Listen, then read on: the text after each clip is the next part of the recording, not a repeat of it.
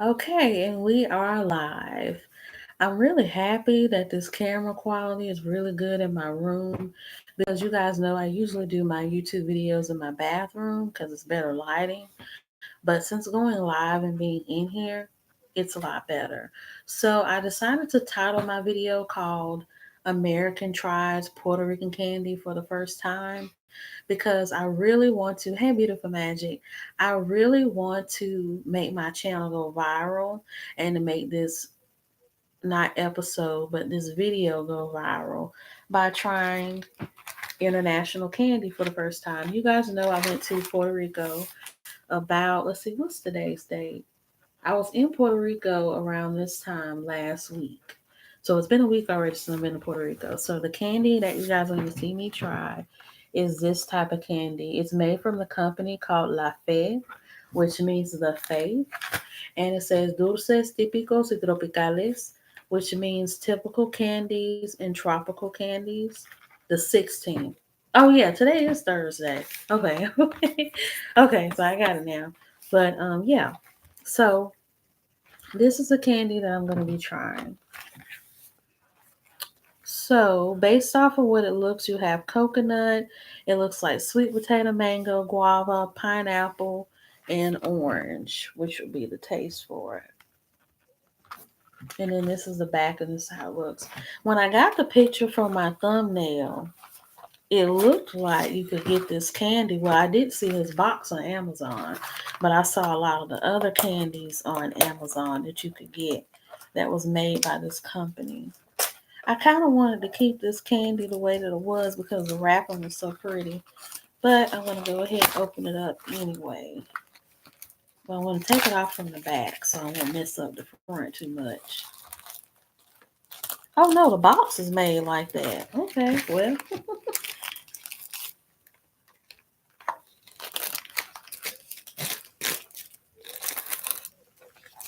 Okay, as you guys can see, this is how the candy looks. So now we're going to unbox it. Okay, I don't take too much out of it. Oh, okay, good. It comes out like a flap. It's only one piece of candy per flavor. I thought it was a whole bunch of flavors on here. Well, I guess I'll try each one, but I'm not going to eat it all. Okay, so this one is the dulce de coco, which means quick coconut, and this is how it looks. So now I'm going to try a piece of this.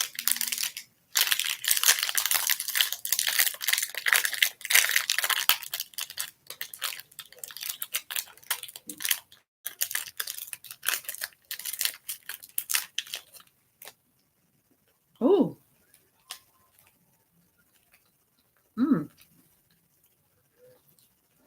Now, this tastes like coconut sugar. Because as soon as I broke it off and put it in my mouth, it had a really powdery taste to it. Then you could taste like a sprinkle or like a light bit of snowy like type of sugar than the coconut. But one thing I can say is that the coconut taste is light and it's not overbearing. And the next one is called Coco Hinibre, which is coconut ginger. So I assume that this one's gonna taste pretty good because I like ginger, especially gingerbread cookies. So it being mixed with coconut probably would be good. Yeah, it has that ginger like scent to it. Okay.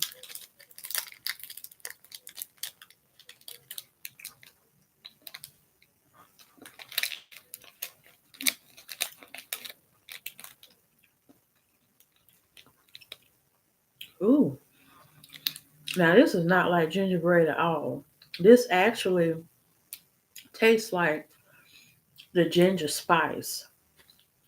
It still has that light, flowery, fluffy taste to it like the previous candy had, but it does have a stronger ginger taste to it than the coconut.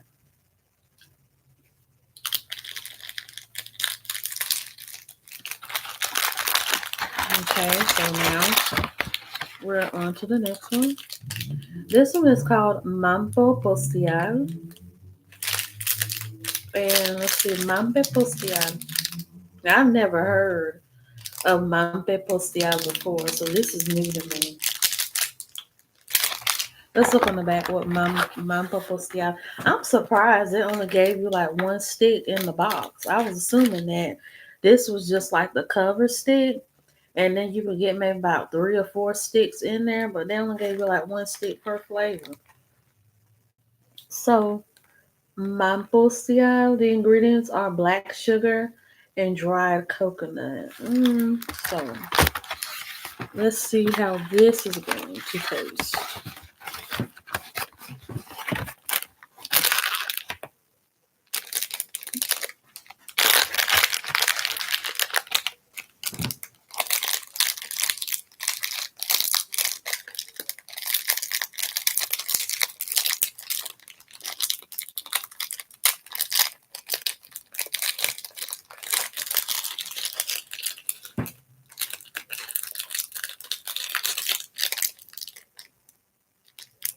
Okay, now this one has more of a, how can I say it? Don't want to break off too much. It feels like it has molasses in it, possibly. Because this looks like this is going to be like real chewy. Okay.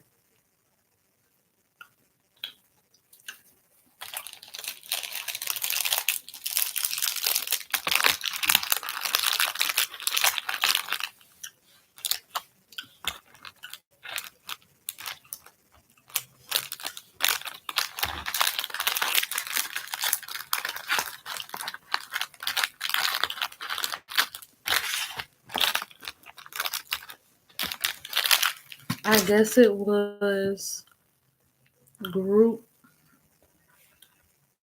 What does that word say? Beautiful magic? Because my screen is still. I keep saying this every live that I do, but it's not working. I guess it was group. Okay, we'll worry about that later. Yeah. I'm not even gonna take another bite out of this. Nope. Yeah, and then we have gross. Gross. It wasn't gross. It just tastes like, how can I say it? I don't know. It just wasn't good. So now we're going to the piña coco. And pull it back some so y'all can see it. Piña coco means pineapple coconut. So I think this one is going to be good. And this reminds me of the Mexican candy that you get in Walmart, because they have a coconut stick that I used to always get when I was little called La Bandera de Coco, which means the coconut flag. Oh, this is crumbly too. I wanted this crumbly because I didn't have it in the box for a minute. Because I don't want to take it out and it turn into powder. Okay, we're just going to sprinkle this in our hair.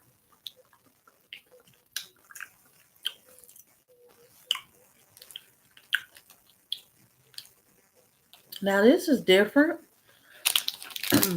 because based off of the taste, it tastes like pineapple juice mixed with coconut. I'm not surprised because since this is a island candy, that it would have such a sweet, fruity taste to it. Because in the Caribbean they drink citrus fruits and pineapple juice and guayaba juice and like every fruit of the tropics you can think of. It's there. So now we're moving along to this one. Now this one looks like something I've had before. This one is called anjonjoli, and they have it in English. It means sesame. I don't think, you know what, you guys, I'm not actually going to taste this because I've had sesame before and I know what it tastes like. Sesame is really good because sesame sticks is nothing but like a sesame stick, and they usually like bind it or like they paint it or bind it or whatever with this honey glaze. But then again, I want to taste it just to see because it might be different than the American one that I had. Okay, so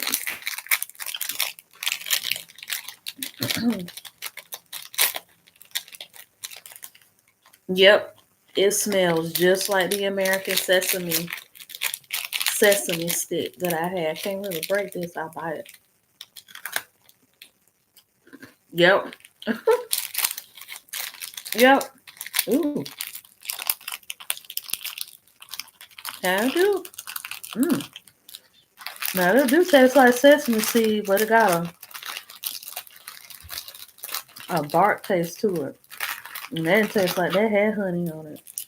Okay, and now we're moving along to the mango, and this is the paste. Now this looks slimy, but since it does say paste, it's gonna be pasty. So look, this is how it looks, y'all.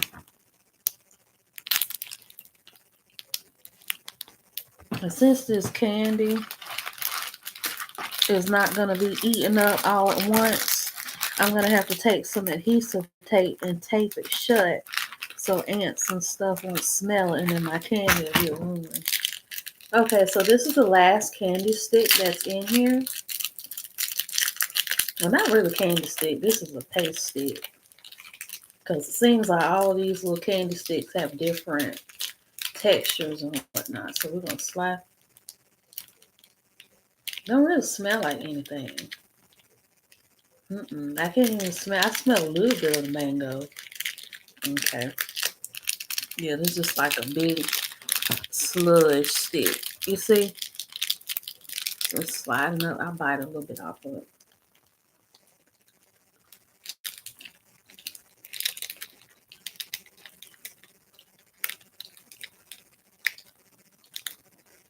Yeah. It's not that bad.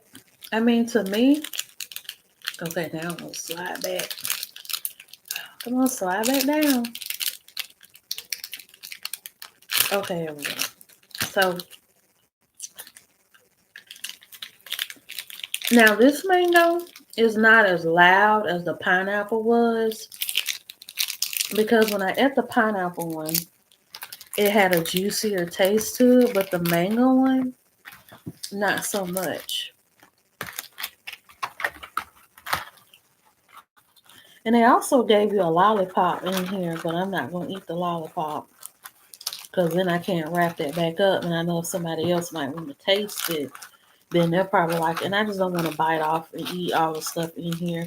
Because I'm going to tell y'all, I really don't eat sweets like this because it's not healthy too. And I'm just not a person that likes to sit and eat a lot of junk. So whenever I buy stuff that's different like this and it's, different sweets and whatever, then I'll share it with other people. And if not, then I'll just give it away. But let's see. It was Mamposial, Cremitas de Coco, Coco Piña, Anjonjoli, Coco Jengibre. It's some stuff missing in here because a lot of this stuff they mentioned I didn't see. Because I saw the Anjonjoli, which was the sesame, the Coco Jengibre, which was that one, the Coco Leche. I didn't see no Coco Leche in here. Let's see. Dulce de coco, coco jengibre, mampostial, coco piña, crema de coco. Oh, I didn't try this one. Okay, so I did miss one. This was called crema de coco, which means cream of coconut. Okay. So many candies in here. Okay, so now we're going to try the crema de coco. This is how it looks in the wrapper.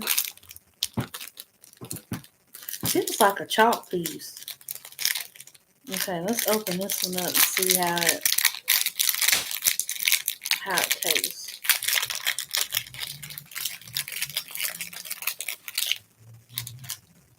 Smells good. Smells like coconut milk.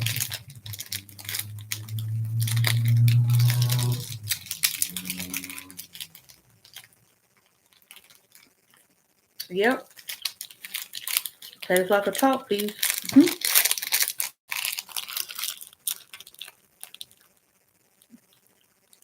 Mm, this tastes like a mix of coconut. And y'all know that peppermint candy that your grandma has that's like the children's version because you know they don't like that nasty traditional kind that's like the circle and that has like that strong peppermint aftertaste, but the one that's made out of powder and it comes in that little roll and the aftertaste is like really sweet. That's how this tastes with like a pinch of coconut in it. So yeah, so now I think that that's all the candy that I had. But there's something wrong with the labels on this box because I guess they must have labeled. They gave the nutrition facts of each of the candy pieces on the back, but it don't seem like all the pieces are in here. Because I know they didn't miss none in here because all these candies fit in the box. Because now I can't even about close it. Okay, so let's look. You have anjonjoli, the sesame, we got that. The coco jengibre, we got that. The coco leche, we got that. The coco melao, now I didn't see that. The coco piña, I saw that. The cremitas de coco. Well, we had coco crema, crema de coco. Yeah, we had that. So I guess that's what that is. Dulce de coco, sweet coconut. I remember that one. Mamposteado. Yeah, I remember that one. They're saying that naranja and pilones is supposed to be in here, but I didn't see those two in here.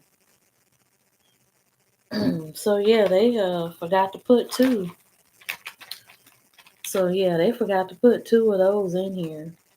Now they had mango, and that's not orange because mango and orange is two different things.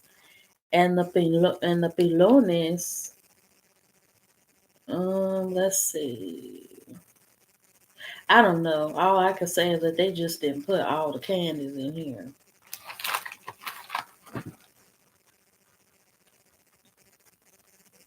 Yeah.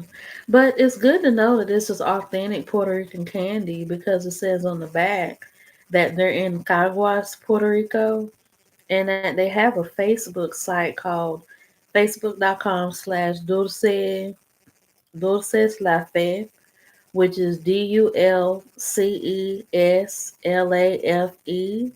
and it means sweets the faith. And then they have an email address, and I guess you email them about what you thought of the candy and whatnot.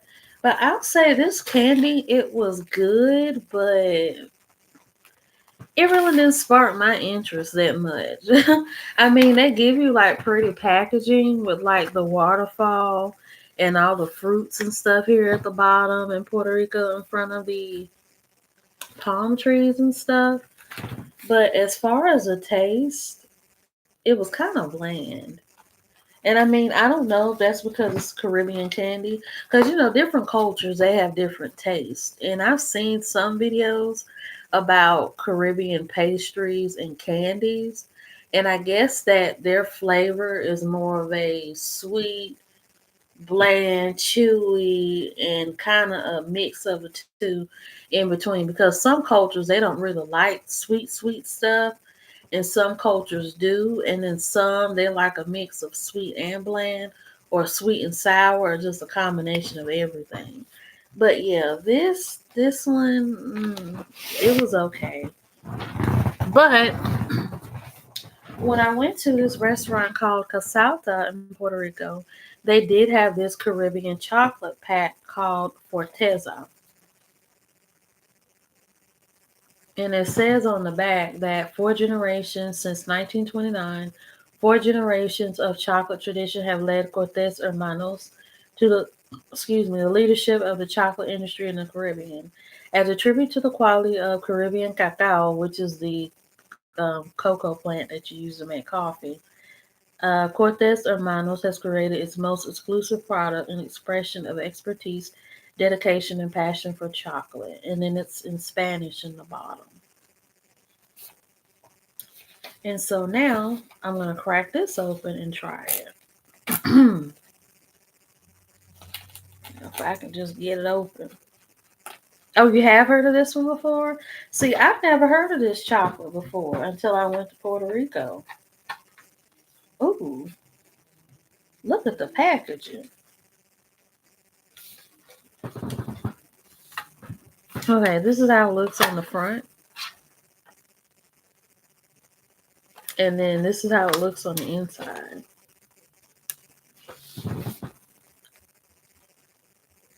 Where have you heard of this before, Beautiful Magic?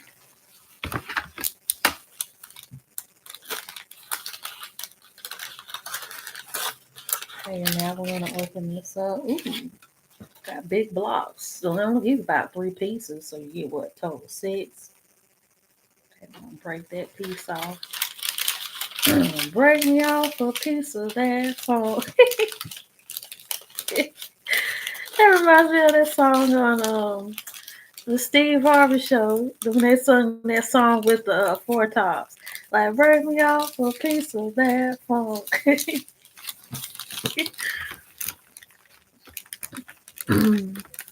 I remember seeing it at a local grocery store when I was a kid. Oh, okay. Because here in Winston, we have the global, well, the world market, and that's where they sell like a lot of international candies and food and snacks and drinks. Then in the American markets like Walgreens and CVS, they have chocolate, but they sell like the bougie people type of chocolate. You know, the Lindt and the Ciradelli and the other like gourmet type of chocolates. And on type of chocolate I've seen that's exotic would be like the milk chocolate, the chili chocolate, and the orange chocolates that's made by Lindt. Okay, now I want to try this chocolate. So let's see how this tastes.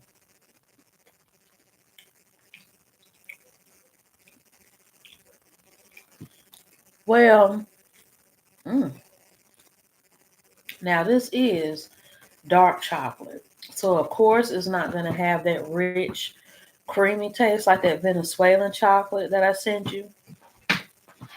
Now this is creamy, but it's not bitter. But I'll say it just tastes like chocolate, but it's dark chocolate, but it's not rich.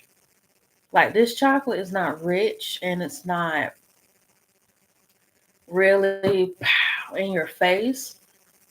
It has a robust smell, but not too strong.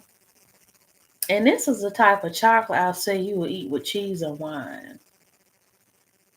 So yeah, this is the type of chocolate you would eat with cheese and wine, like as an hors d'oeuvre or maybe on a protein plate, something like that.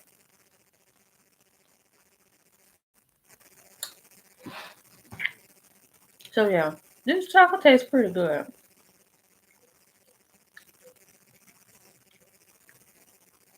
So on a scale of 1 to 10,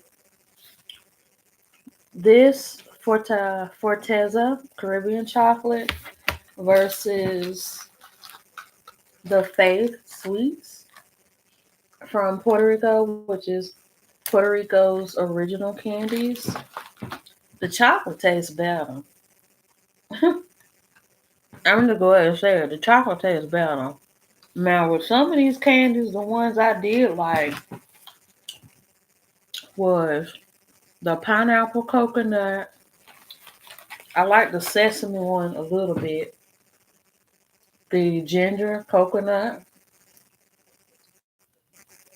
and the sweet coconut. But as far as the other ones, I didn't like them that much. But this one tastes pretty good.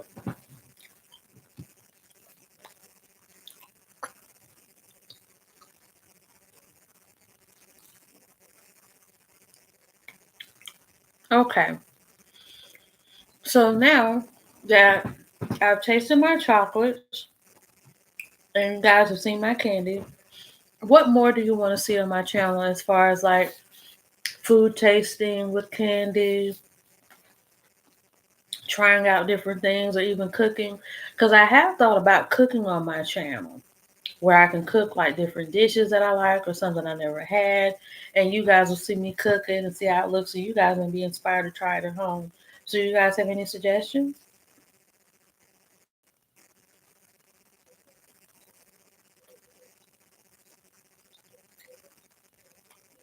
Cooking, okay. Yeah, I'll do the cooking.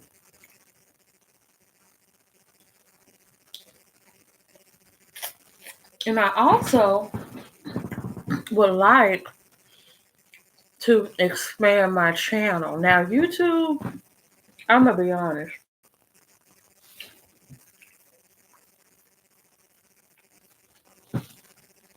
it's pretty good. Now, YouTube is not what it used to be 10 years ago. It's not like you just put up a video and spruce it up a little bit and then put it out and then bam, it's popping. But now YouTube is just so competitive and there's just so many YouTubers. Now YouTube can be a little tiring.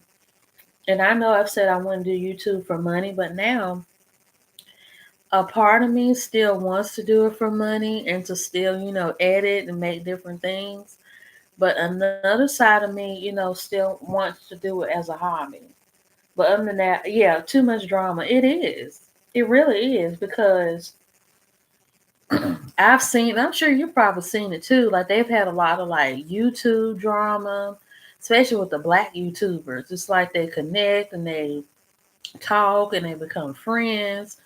And then somebody shared this information too soon, or somebody didn't share this on time. And then you got somebody trying to outshine the other person with their videos and their views and breaking the internet because that's how that Tasha K and Lovely T mess got started. And it's just messy.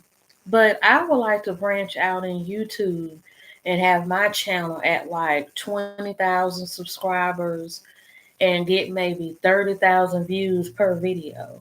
But I know I would have to do like a lot of promotion and have better camera quality and a better computer. But yeah, but I will also just like to have the views. And also with more views there comes more money. But I also think I need to, do more content on broader things. I thought about touching politics on my channel.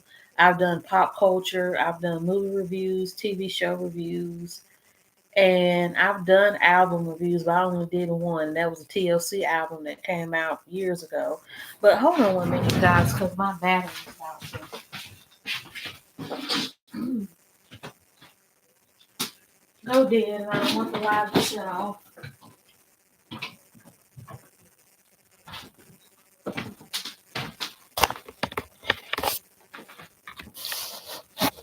Okay, there we go.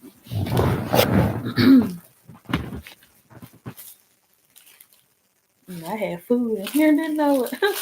Okay, so yeah. But yeah, that's something I really want to do with my channel. It seems like people will say or do anything for views. Yeah, that is true. It is true because we live in an era of clickbait and gaslighting and just doing things for attention. And people are still obsessed with, going viral. Like, I mean, going viral, yeah, it does help because a lot of people have gotten, TV shows and interviews and endorsement deals and stuff from becoming famous off of subliminal things. Like that lady who said that, what was the name of that lady that said something and they gave her like her own barbecue sauce. So she was supposed to get a TV deal, but something happened with that. Then there was that guy who said, hide your kids, hide your wife, because they're raping everybody out here. And he was supposed to have some type of TV deal or something, and that didn't work. And then you had people like Cardi B, who became popular from Instagram, then Love and Hip Hop, and now she's, worldwide rapper. And so the internet has done a lot of good for a lot of people. Sweet Brown, yeah, that was her name. And Anthony Dobson, yeah. And so the internet, it's done a lot for a lot of people. But we've seen the dark side of the internet. You know, people fighting online when World Star was real popular. People fighting online, and then you had the twerk team that became real popular on social media. Then you had the Arab Spring, which came about from a lot of people tweeting about events in the Middle East. And then you had cyberbullying was bad, and a lot of crime cases have been discussed and talked about through social media sharing. Because now due to people pulling out a cell phone every time something's happened, we've seen everything from deaths, murders, robberies, trials. I mean, Instagram now is like the TV. World Star is ran by Satan himself. Yeah, but World Star, it's lost a lot of its stamina over the years because you really don't even hear anybody. You really don't hear about anybody talking about World Star like they used to. Because World Star was popping back in like 2012, 13, 14, 15, back when I was in high school, graduating high school. That's when a lot of people was, posting fights of girls fighting and stuff on Facebook and YouTube and World Star's website. But as time goes on, I think people have capitalized off of that drama. And instead of people fighting just to fight, they kind of fight for a check on these reality shows. And I think it's time. People have just gotten tired of it because it's like it's nothing else to see. And then now I think a lot of people are trying to turn away from fighting because now you got a lot of girls that's dying from this stuff. Because I read plenty of, stories, and I watched a lot of YouTubers, not recover, but talk about different stories on social media where, two girls were fighting over Facebook over a boy, two girls were fighting over IG Live over a boy, and they wanted to pull up on each other, and one girl did, and, they ended up dead. Like this story about the two sisters that was fighting, where the younger sister was fighting another girl over this dude she liked. She actually went up to the girl's house, or the girl came to her house and beat her up and knocked her out in her front yard. Then the two sisters pulled up on the girl at her job at a hair salon place, and the girl shot both of them dead in the head.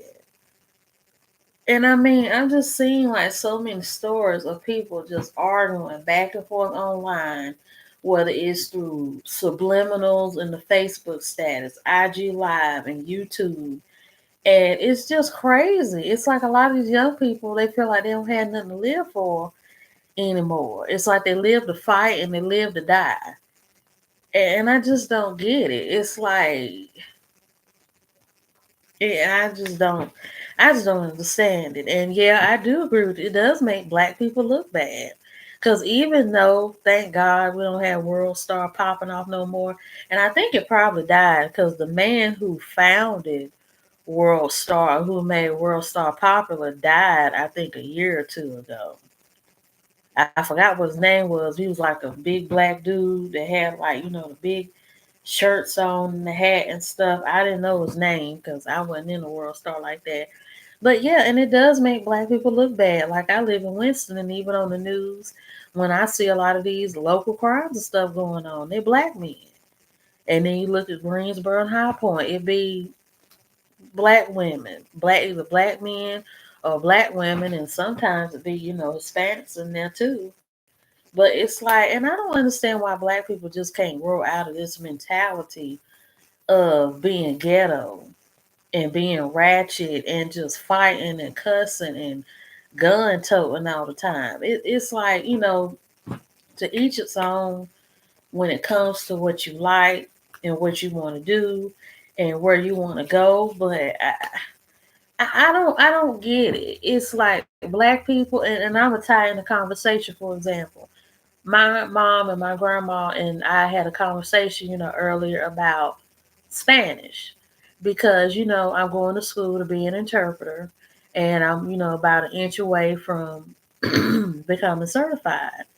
And they were saying how as Americans, they don't feel like they should learn how to speak Spanish because since it's the United States, they should speak English, and that people who come here from other countries should speak English. And I was telling them that they were right to an extent, but some people are not going to want to learn English. Therefore, you're going to need somebody at a job or really anywhere that can speak English and Spanish to help those that either can't speak English or that don't want to speak English.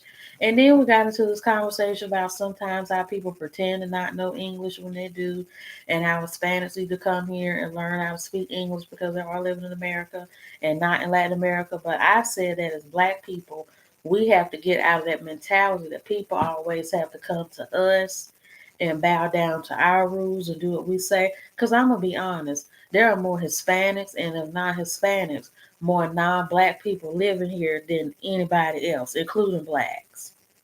And Black people just need to get used to that. And I feel like Black people really need to get over it because no matter how long or no matter how deep we get into conversations about, oh, this is America, this is it, this is that, those people are still going to come. They're still going to come here to live. They're still going to go by their cultural norms. They're still going to abide by their families. And it's not even like that all over the country because you guys know I've traveled everywhere. Hispanic people, Black people, white people, Asian people, they're different all over the country. West Coast Blacks are different than East Coast Blacks. New York Black people are different than Southern Black people. Miami Hispanic people are different than New York Hispanic people and Nevada Hispanic people. So people are different in different areas. But I just feel like as Blacks, if we know that non Black people come here and exactly, they don't want to lose that identity, and language is a part of that. True. They want to maintain their language and they want to maintain their identity. And a lot of times, some of them, I've noticed this with the kids and the grandkids, they don't speak their ancestral languages because they either don't want to or they've been here so long, they don't know the language anymore. And so it's everybody's gonna be who they want to be. You got people who speak a language, people who don't. You just never know, and that's the thing. But I just feel like with Blacks, instead of us complaining all the time about people not abiding by our rules and not abiding by our laws and living here, we honestly need to get like them. Because yeah, Hispanics sometimes do things, and I'm gonna be honest. And I know some people might not like me being honest about Hispanics in this video, but I'm gonna have to tell it like it is. Based off of what other Hispanic people have told me and me seeing it for myself, Hispanics, they work, they go to school, they take care of their families. Yes, that is true. But also, when they're working in their different departments, they slide their people in. Whether they're certified, qualified, or not. It's just a part of their culture to help each other out. And unfortunately, with Black people, we don't have those close ties and connections anymore. We like to stand up for other races. We like to kick other Black people down. Half of us will take care of our families and stand up for them, but a lot of us don't. The parents that want to kick the kids down and come up over the kids when they're supposed to be helping the kids come up over them. Got cousins and nephews being favored over the children. And it's just nothing but a big mess. Exactly. And then we got the nerve to say, oh, well, the Hispanics taking over, the Asians taking over. That, well, yeah, they're taking over because they know how to go to work and they know how to go to school and pay their bills and stuff and stack up their money and spread it throughout their community and build themselves up and get stuff. And not all Black people are undereducated. There are a lot of Black people that are educated. There are a lot of us that work, that go to school, take care of our families, pay bills, and all that. So we're not all bad. But I feel like as Black people, we just really need to get out of this entitlement because the same people we complain about, they're out getting theirs while we're still sitting at the bottom complaining about why life is not like this and why it should be like this. Because unfortunately, in today's world, if you don't have an education, if you don't have the money, and you don't have the popularity, notoriety, the real talk, the down to earth talk, it's not going to be heard by anybody. Exactly, mentally enslaved. And I even said in the conversation that black people should learn how to speak Spanish because at a lot of jobs, you can get paid $1 or even a couple of dollars more if you do speak Spanish. Now, over here in Winston-Salem, there are a lot of black people that do speak Spanish. I have met some here, but they've been very few. Now in Miami, when I was there with my friend, I was on the Hispanic side, so everybody spoke Spanish. But over in Las Vegas, I met a lot of black people and I saw a lot of black people speaking Spanish. And that's just is what it is. And I don't understand why black folks think they're gonna lose any type of their culture and whatnot by learning another language and whatnot. That's helping us out. Because the thing is, Hispanics, when they come here, they're still their own people or whatever, but they learn another language, which is English, to be over here, and they're learning, our cities and our country and whatnot to make it better for them to live and see as black people. And that's why a lot of people like to rule over us. And a lot of people, they like to ride on the fact that black people don't know nothing and we're ignorant, all that stuff. Well, if black people would get a book and learn something new other than what they already know, a lot of these folks wouldn't get over on us all the time. And that's the thing. Yeah, we did lose our identity a long time ago, and it was because of slavery. But one thing that I did find out that was interesting to me was in some parts of the African diaspora, we do still have our African heritage. In Africa, I mean, it's Africa, we got it. Now, with European blacks, I know a lot of blacks that live in Europe, very small percentage, I think, are from America. But a lot of blacks that I've seen that live in Europe tend to be African or Caribbean, especially Jamaican and Bajan. And I've heard of Guyanese people living in Europe too. But I know like a lot of Africans, like Nigerians, they live in Europe as well. So they already have their culture. Now in the Caribbean and even in Latin America, they've been able to mix in a lot of their black heritage and stuff into the culture. And it's still seeing, you guys saw my Louisa video that I did about me being in Puerto Rico, where there's still a lot of black people that live in that area like they did when they brought the slaves there a long time ago. And in Mexico, you have Guerrero. And that's why you see a lot of Mexicans that look black because Guerrero is actually a place where the black Mexicans live. So that's a history fact to you guys who didn't know that. And then when you move down like Central America, I know they have a lot of blacks in Panama that come from the Caribbean to live. Costa Rica, I don't know. I know in Honduras they have blacks. Never really heard of black Salvadorans before. People, okay, you lived in Germany for a year and a half. Only black people you saw were people on the army base. Okay, okay. I never really heard of any black people living in Germany though. I mean, yeah, you told me you live there. But I'm talking about people outside of the army bases. So yeah, and then in South America, you have blacks in Venezuela. You have blacks in Colombia, Ecuador. Never heard of any black Ecuadorians before.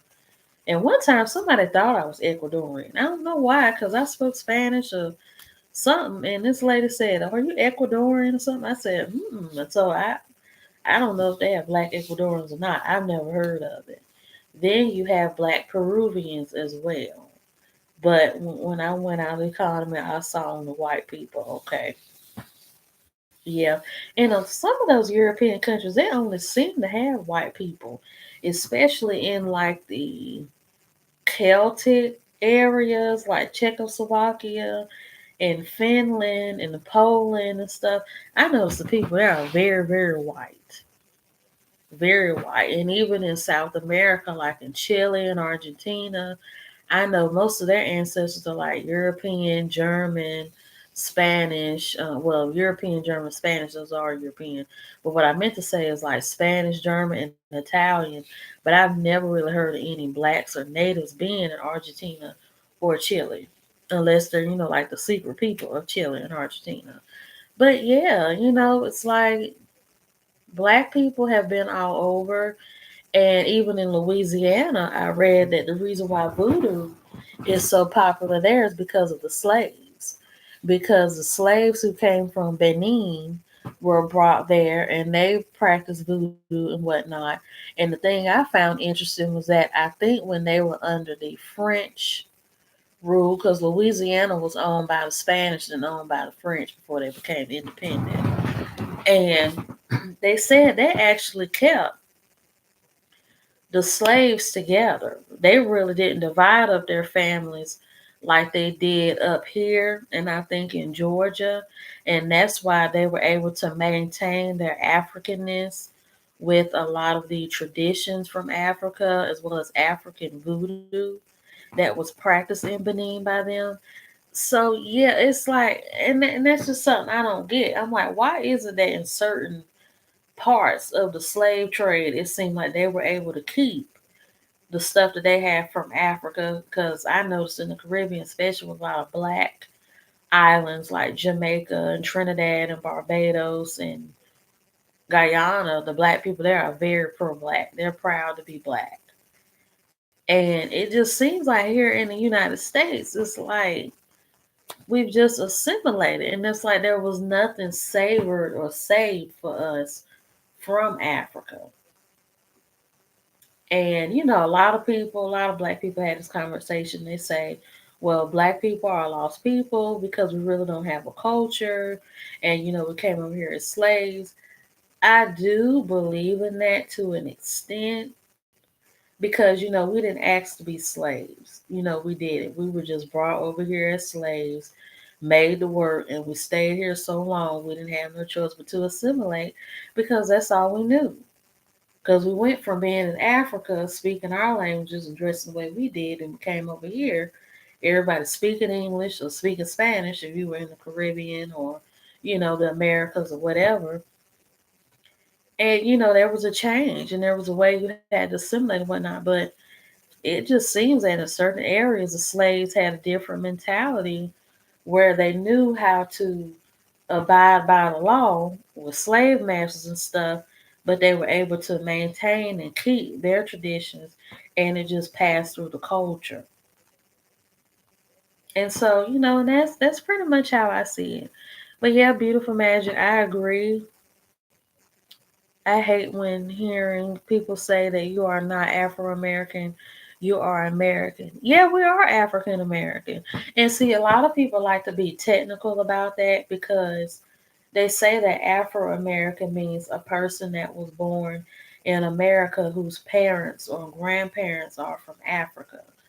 And that definition is true because with Mexican Americans, you have like first generation, second generation, third generation. And first generation Mexican Americans are people whose parents are from Mexico. But if they're second and third, that means their great or great great grandparents came from Mexico and their family has been living here for three generations in America. But with African Americans, we have that right to call ourselves African Americans. Our ancestors were from Africa. And even though we don't have those ties, unless we, go to Africa and learn those languages or whatnot, that's all we're going to know.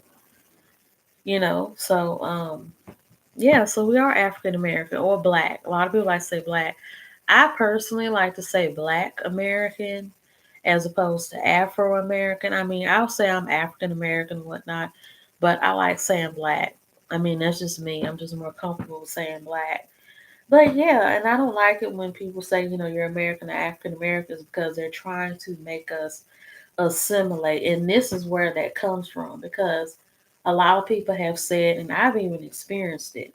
If I go somewhere and I wear my hair like this or wear it in braids like I had in one of my videos, hardly any hello, how are yous or welcomes or anything like that. But if I have on like a long wig, like the ones y'all see me in, oh hey, oh your hair is pretty, blah blah blah. They want us to assimilate. But what doesn't make sense is that how can you make a group of people that come from a set culture assimilate into a culture that's not theirs and a country that wasn't originally theirs to start with, but the same people that are telling you to assimilate, they're appropriating our culture. You see the non-blacks with braids, the non-blacks with gold chains and gold teeth in their mouth, with the long spiral nails like they wore in baths. The butt implants and lip injections and stuff. It's just everywhere, and it really doesn't make sense to me how people who say they hate us but they want to be like us. And so yeah, that's pretty much what we have to endure in this country as black people. But yeah, I encourage black people to travel, to see the world, and to just do different things because there's a lot out there for us to see. And I feel like a lot of us should see that. Yes, they do mistreat blacks, and yes, people are racist towards us, but we have to stop that type of mentality because while we're being scared, not wanting to do stuff because what other people think and feel, we're missing out on opportunities and we're missing out on money.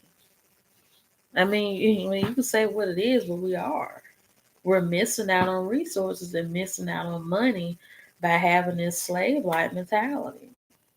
Yeah, bad baby, but bad baby, she's feeling the heat now. And she says she's deleting her account because of all the bullying and whatnot. But yeah. So I hope you guys enjoyed this video. Don't forget to like, share, and leave a comment in the comment section. And have a good day.